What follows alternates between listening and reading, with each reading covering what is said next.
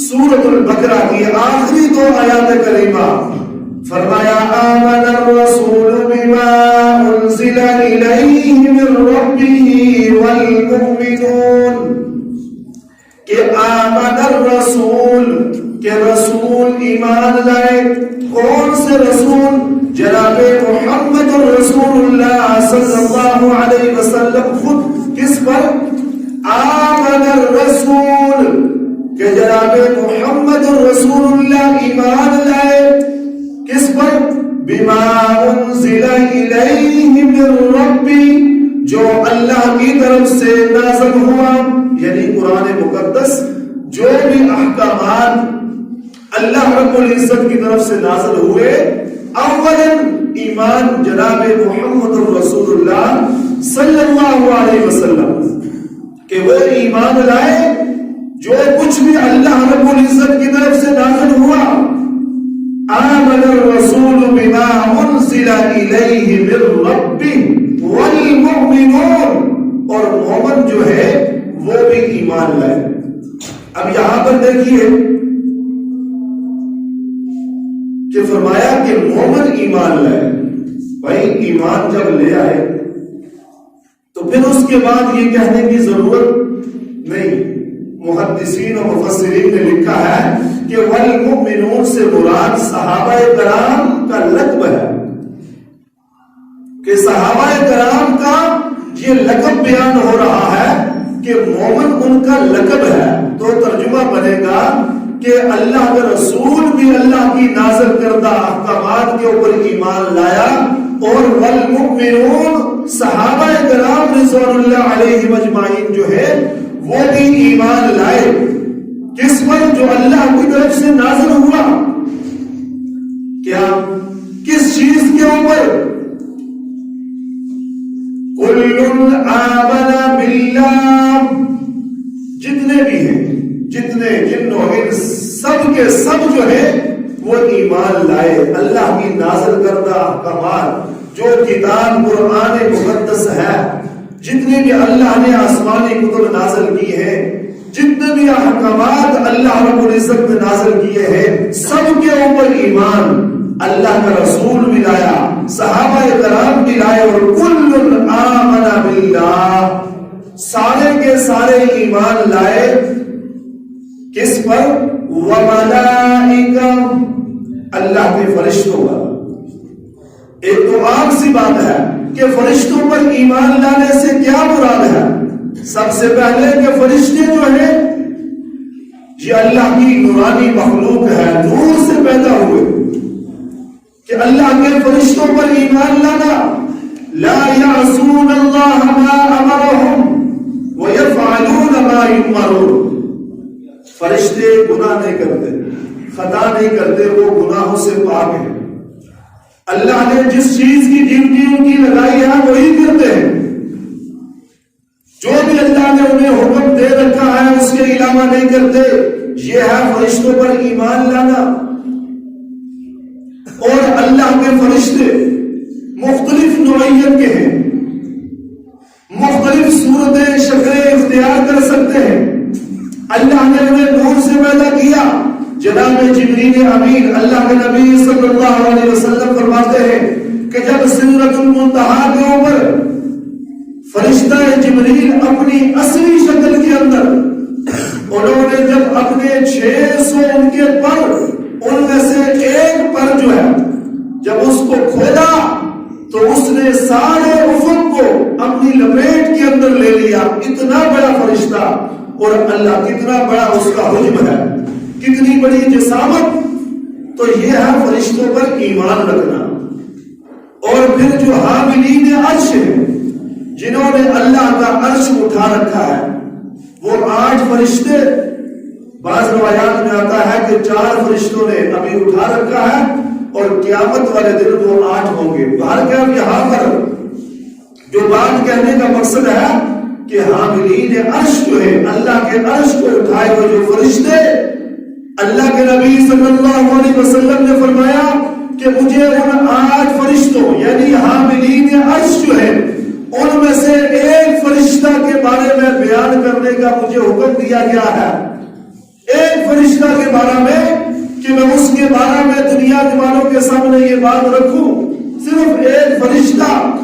اللہ کے نبی صلی اللہ علیہ وسلم نے فرمایا کہ اس کا یہ جو کان کی یہ جو لو ہے، اس کان کی لو سے لے کے اس کندھے کے درمیان کی جو مسافت ہے، یہ 700 سال کا سفر بنتا ہے۔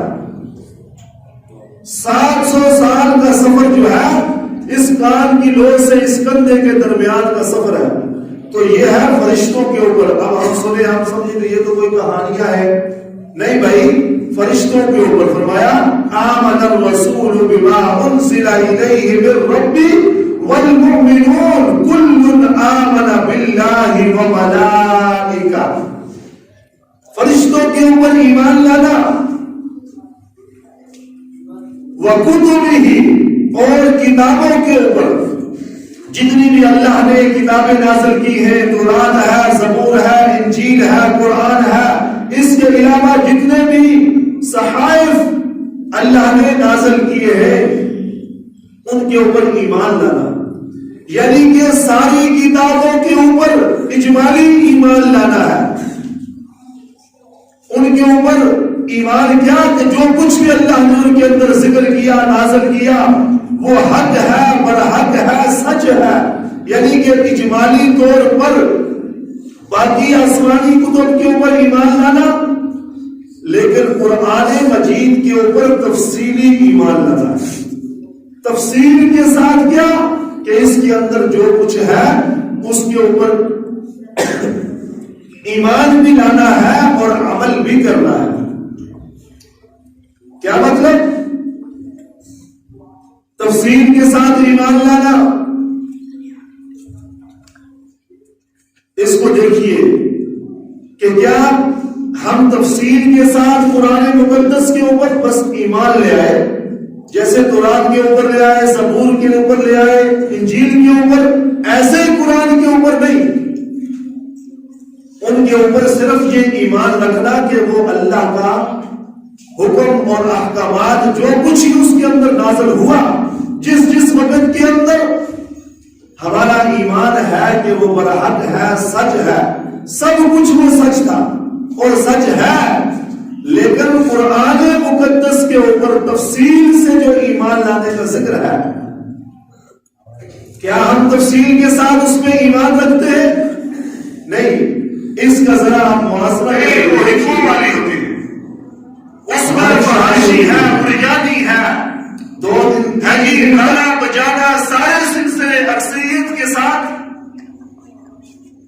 ہم کرتے ہیں۔ 3 دن تک یہ سارے کے سارے سلسلے چلتے رہتے ہیں، کئی تو ہفتہ چلتے رہتے ہیں، اور ہم جب بیٹی کی رخصتی ہوتی ہے اس کے اندر ہم قرآن رکھتے ہیں جہیز کے اندر، ہے جی، اس کے سر کے اوپر قرآن رکھ کے ہم اس کو رخصت کر دیتے ہیں۔ وہ کسی نے کہا تھا نا کہ بند قرآن سب کو اچھا لگتا ہے، بند قرآن پہ سارے ایمان رکھتے ہیں اور کھلے قرآن کے اوپر کوئی ایمان رکھتا ہے۔ بند قرآن کو ہر کوئی مانتے، بند قرآن کو تو سارے ہی مانتے ہیں، کھلے قرآن کو کوئی مانتا ہے۔ اگر کھلے قرآن کو مانتے تو پہلے دن بھی وہ ٹھیک ہی رہتے، کیونکہ تفصیل کے ساتھ ایمان یہی ہے۔ مثالیں تو دیں گے، نبی کی بیٹی کی شادی کی ہے جی، لیکن سید کہلوانے کے اندر تو فخر کریں گے ساری چیزیں، لیکن جب بات آئے گی خوشی کی، بھائی ہم خوشی کیا دین نے، پھر تو یہ پتہ چلتا ہے کہ اللہ کے نبی صلی اللہ علیہ وسلم نے ہمارے خوشی کی رہنمائی نہیں کی کہ خوشی تم نے کیسے کر دی۔ تو اگر کوئی قرآن و سنت کے مطابق شادی کر رہا ہو تو ہم وہاں پر، ہم مسلمان کیا کہتے ہیں، یہاں کوئی ماتم ہوا ہے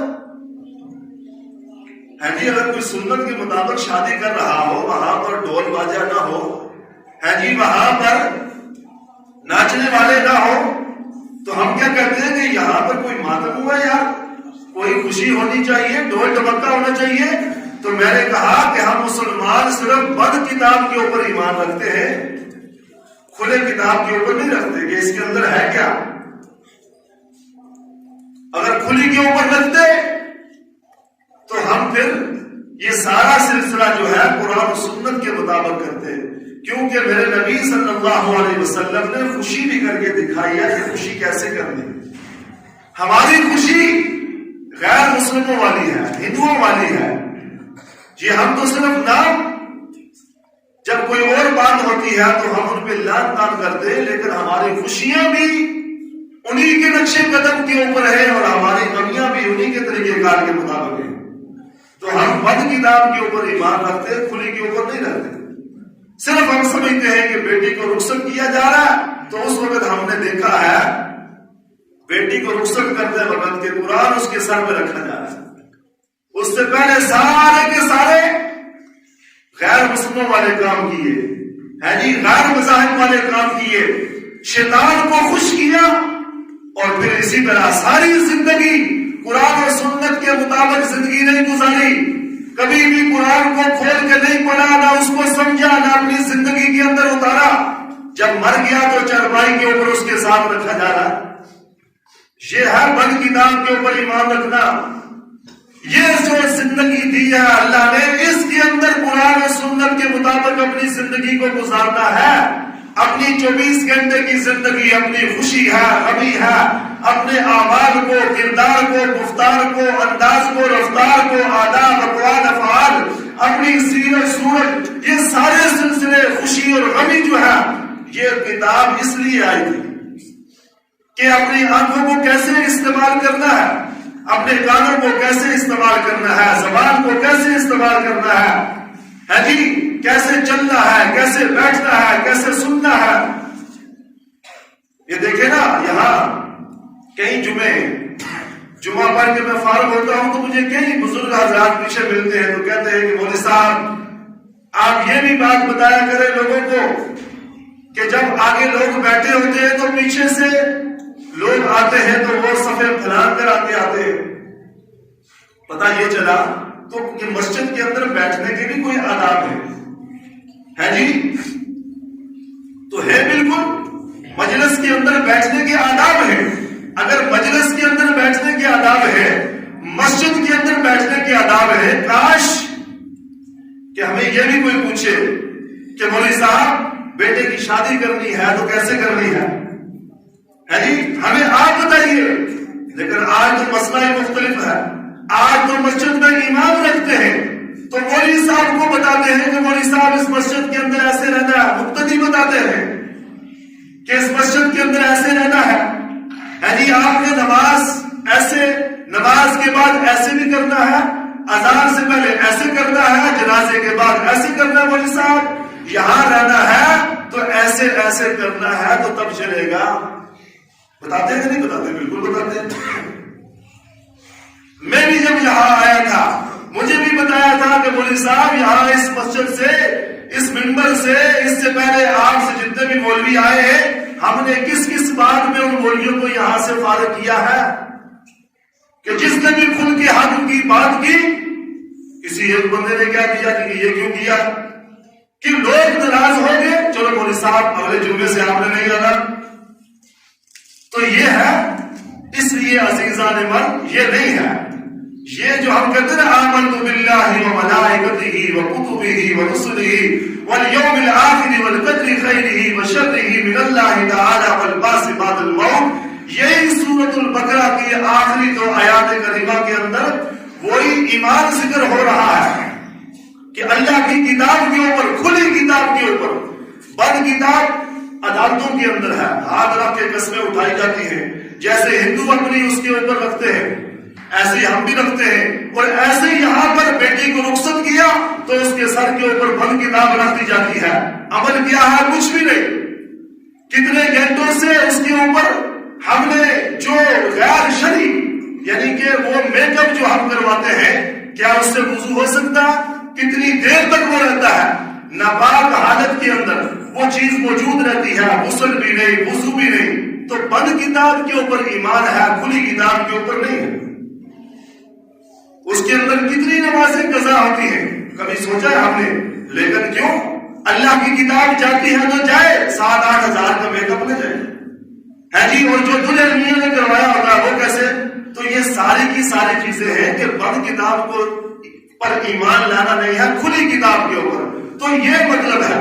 اور اسی طرح مردے کو رخصت کرتے ہوئے ہے جی اس کی چرپائی کے اوپر تو قرآن ہم لے کے جاتے ہیں، لیکن اس کے اوپر تو سارے لڑتے ہیں کہ جلدی لے آؤ جی قرآن. لیکن جب وہ 60-70 سال زندہ رہتا ہے کوئی بھی نہیں پوچھتا کہ بھائی میاں قرآن کے اوپر عمل کرو. تو اگر کوئی قرآن کی بات کرے تو کہتے ہیں کہ بھائی یہ تو چھوڑے جی، یہ تو ہے ہی گستاخ، یہ تو ہے ہی فلانے، ہم نہیں مانتے بھائی. پھر وہاں عشق کی بات ہوتی ہے، وہاں قرآن کی نہیں، ساری زندگی بھائی دل کا معاملہ ہے. دل صاف ہونا چاہیے، باقی اللہ جانے ہم جانے. تو لیکن مر گیا تو وہاں بھی بند کتاب چرپائی کے اوپر رکھی جاتی ہے کہ بھائی اب یہی اس کا محافظ ہے. او بھائی وہ تو اللہ کا کلام ہے، وہ برحق ہے، لیکن وہ کتاب جس مقصد کے لیے اللہ رب العزت نے جناب نبی کریم صلی اللہ علیہ وسلم کے اوپر نازل کی اور ہمیں کہا کہ ایمان لاؤ، وہ ایمان لانا تفصیل کے ساتھ ہے. ہم نے جیسے قرآن کے اوپر ایمان لایا ایسے ہی ہم نے قرآن کے اوپر بھی ایمان لے آئے اجمالی طور پر کہ جی ہم یہ اللہ کا کلام ہے، اللہ کی کتاب ہے، بڑی شان والی ہے، بڑی عظمت والی ہے. ایسے ہی قرآن ہمارے سامنے آئے تو وہ بھی فضیلت والی ہے، ہم اسے بھی چوم سکتے ہیں، سینے سے لگا سکتے ہیں، اونچی جگہ پہ رکھ سکتے ہیں، لیکن اس کے اوپر عمل نہیں ہے. عمل قرآن مقدس کے اوپر ہے، کیونکہ قرآن کے اوپر تفصیل کے ساتھ ایمان لانا. تو یہ مراد ہے وَكُتُبِهِ وَرُسُلِهِ. آگے فرمایا آمن الرسول بما انزل الیہ من ربہ والمؤمنون کل آمن باللہ وملائکہ وکتبہ ورسلہ. رسولوں کے اوپر کہ جتنے بھی رسول ہیں ان کے اوپر ایمان لانا کہ وہ اللہ کے رسول ہیں، اللہ کے نبی ہیں. لا نفرق بین احد من رسلہ. اور وہ یہ بھی کہتے ہیں لا نفرق بین احد من رسلہ کہ ہم کسی بھی رسول کے درمیان کوئی تفریق نہیں کرتے. کسی بھی رسول کے درمیان کوئی بھی تفریق. کیا مانا؟ کہ ایک رسول کو مانا دوسرے کو نہ مانا، یہ ہے تفریق. تفریق اور چیز ہوتی ہے، تفصیل اور چیز، فضیلت اور چیز ہوتی ہے. تفصیل اور چیز ہے، تفریق اور چیز ہے. تفریق کسی بھی رسول کے درمیان نہیں کی جا سکتی، لیکن فضیلت کے اعتبار سے فرمایا تلک الرسل فضلنا بعضهم علی بعض. اللہ نے بعض رسولوں کو بعض پر فضیلت عطا کی ہے. اللہ نے سارے کے سارے جتنے بھی نبی اور رسول ہیں، جتنے بھی نبی اور رسول ہیں، ان میں سے اللہ نے موسیٰ علیہ السلام، عیسیٰ علیہ السلام اور اسی طرح سیدنا ابراہیم علیہ السلام، ان کو سارے انبیاء اور رسول پر فضیلت عطا فرمائی. اور پھر ان سارے رسول ابراہیم علیہ السلام، موسیٰ علیہ السلام، عیسیٰ علیہ السلام، ابراہیم علیہ السلام اور سارے انبیاء اور سارے رسول جو ہیں، ان میں سے اللہ نے آمنہ کے در یتیم جناب محمد رسول اللہ صلی اللہ علیہ وسلم کو فضیلت عطا کی ہے. فضیلت اور چیز ہے، تفریق کرنا اور چیز ہے. تو فرمایا لا نفرق بین احد من رسلی کہ کسی بھی رسول کے درمیان وہ تفریق نہیں کرتے. یہ سورۃ البقرہ کی آخری دو آیات کریمہ کی آپ ترجمہ اور تفسیر سن رہے. اور آگے فرمایا کہ لا نفرق بین احد من رسلی وقالوا سمعنا واطعنا. اور وہ یہ کہتے ہیں کہ ہم نے سن بھی لیا اور اطاعت بھی کر لی. وقالوا سمعنا واطعنا، سن بھی لیا اور اطاعت بھی کر لی. وہی بات جو میں نے پہلے عرض کی تھی کہ اللہ کے نبی نے صحابہ سے کہا کہ تم یوں کہو یہود و نصارہ کی طرح نہیں کہ سمعنا وعصینا کہ ہم نے سن بھی لیا اور نافرمانی کر دی. نہیں، فرمایا کہ سمعنا واطعنا کہ ہم نے سن بھی لیا اور اطاعت بھی کرنی ہے. جب تم یہ نیت رکھو گے، جب تمہارے ایمان میں یہ چیز شامل ہوگی کہ یہ نہیں کہ صرف سننا ہی ہے، تو پھر کیا ہوگا کہ جو بھول چوک کمی پیشی ہوگی تو غفرانک ربنا، اللہ پھر وہ اس کے اوپر پردہ ڈالے گا، بخش دے گا. وَإِلَيْكَ الْمَصِيرُ، اور سب نے اسی کی طرف لوٹ کے جانا ہے. یہ مسیر کبھی کہا نشور, کبھی کہا مسیر. یہ مسیر جو ہے یہ انسان جب مرتا ہے تو قبر تک جانے کو مسیر کہا جاتا ہے. اور وَإِلَيْهِ النُّشُورُ, اللہ کی طرف لوٹنا. قیامت کی طرف جو جائے گا بندہ قبر سے حشر کی طرف, اس کے بارے میں کہا وَإِلَيْهِ النُّشُورُ. تو فرمایا لا يكلف الله نفسا الا وسعها لها ما كسبت وعليها ما اكتسبت, کہ اللہ کسی بھی بندے کو اس چیز کا مکلف نہیں بناتا, اس کا وہ وزن نہیں ڈالتا کہ جس کی وہ طاقت نہ رکھتا ہو. لا يكلف الله نفسا, جتنا وزن وہ اٹھا سکتا ہے اتنا ہی اللہ نے انسان کو مکلف بنایا. یہ نہیں کہ جیسے اللہ نے پہلی لوگوں میں تھی, آگے وہ ذکر آئے گا کہ اللہ نے اتنا ہی مکلف بنایا. انسان اگر کھڑے ہو کر نماز نہیں پڑھ سکتا, بیٹھ کر پڑھے. وزن نہیں ڈالا. عبادات کے اندر دیکھیے وزن نہیں ہے, بیٹھ کے نہیں پڑھ سکتا, لیٹ کر پڑھے. اگر یہ ہوتا ہے جی, اگر یہ ہوتا کہ نہیں بھائی کھڑے ہی ہو کر پڑھنی ہے ہر حال کے اندر, تو پھر تو اللہ کی طاقت سے زیادہ بندے کو طاقت نہیں کھڑے ہونے کی. لیکن اللہ رب العزت نے فرمایا کہ ہم نے ایسا بوجھ نہیں ڈالا, ایسا کچھ نہیں کیا کہ جس کی وہ طاقت نہیں رکھتا. لا يكلف الله نفسا الا وسعها لها ما كسبت وعليها ما اكتسبت. لها ما كسبت, کہ جو کچھ بھی وہ نیکی کرے گا اس کا صلہ اس کو دیا جائے گا. وعليها ما اكتسبت, گرامر جاننے والے کہ دو تا کا اضافہ کیا. اکتسبت, پہلے کہا مکتسبت, پھر کہا اکتسبت, دو تائیں لے کے آیا کہ جو کچھ گڑبڑ کرے گا اس کی بھی جزا اس کو وہاں پر دی جائے گی. اب دیکھیے محدثین نے لکھا ہے کہ اکتسبت اور مکتسبت کے اندر فرق کیا ہے, کہ اس کے اندر نیکی کرنا, نیکی کرنے کے اندر آسانی ہے. وضو کرنا کون سا مشکل ہے, تیمم کرنا کون سا مشکل ہے, نماز پڑھنی کون سی مشکل ہے. یعنی کہ نیکی کرنے کے اندر آسانی ہی آسانی ہوتی ہے.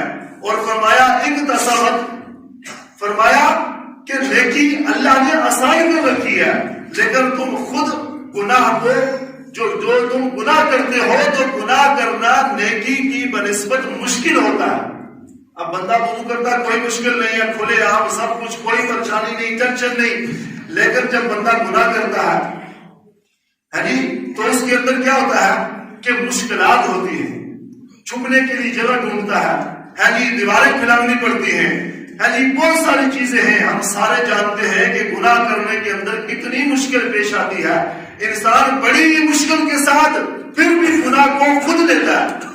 لیکن اللہ نے کہا کہ ہم نے نیکی کے اندر آسانی رکھی ہوئی. ربنا لا تؤاخذنا, اس کے بعد کیا دعا ہو رہی ہے کہ ربنا لا تؤاخذنا, اے رب ہمارے معاوضہ نہ کرنا, ہمیں اس بات میں نہ پکڑنا. ربنا لا تؤاخذنا ان نسینا او اخطانا, جو ہم سے بھول ہو جائے ہے جی, جو ہم سے خطا ہو جائے, اے اللہ ہمیں اس پہ معاوضہ نہ کرنا, نہ پکڑنا.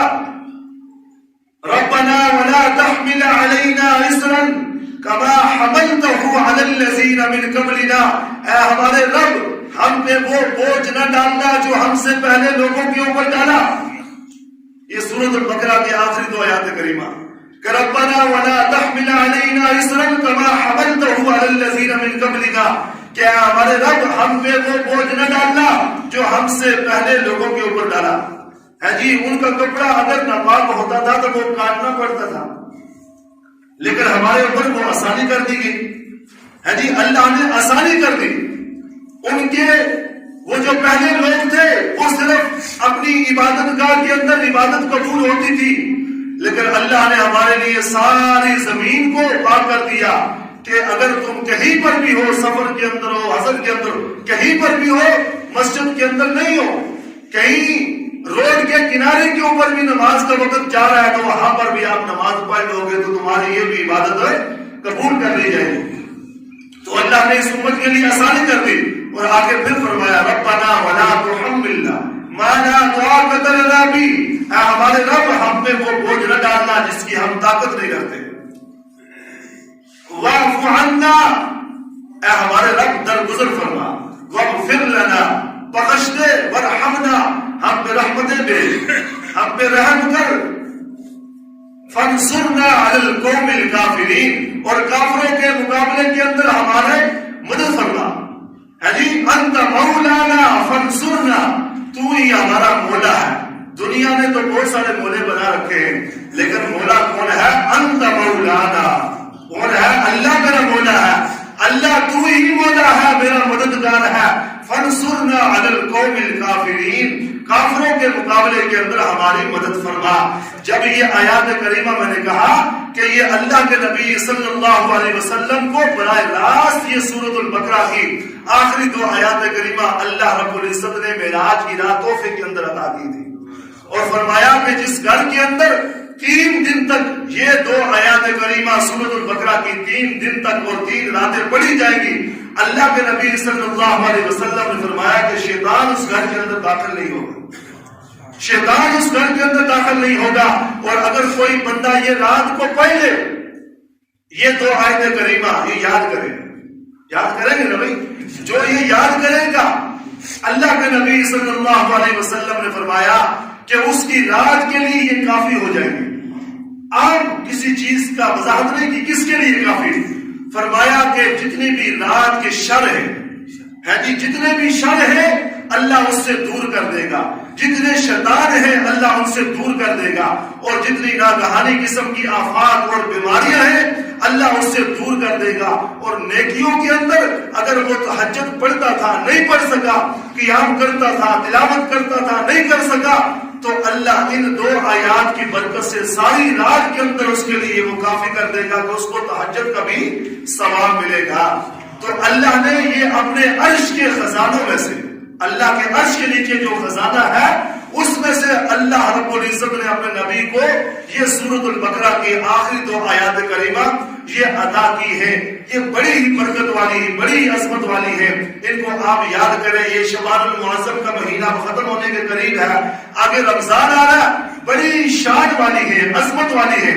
اور جس گھر کے اندر اللہ کے نبی نے فرمایا سورۃ البقرہ جو ہے 40 دن تک اس کی تلاوت کی جائے، اس گھر کے اندر جو ہے نا شیطان اور جادو جنات سب جو ہے اللہ رب العزت ان کو دور فرما دیتے ہیں۔ اللہ عمل کی توفیق عطا فرمائے۔